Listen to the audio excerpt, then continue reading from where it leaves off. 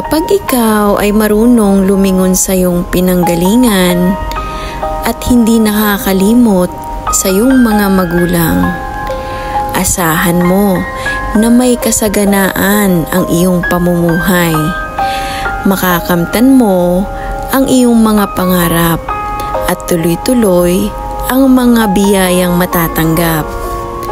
Malaking bagay sa magulang na maalala sila habang sila'y malakas pa at nandyan pa ang presensya nila.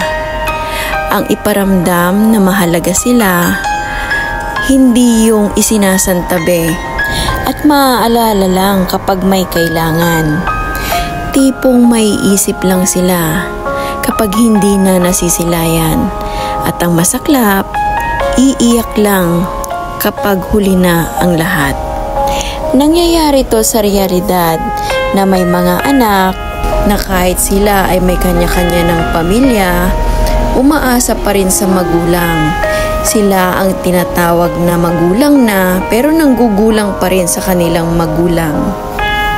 Just saying.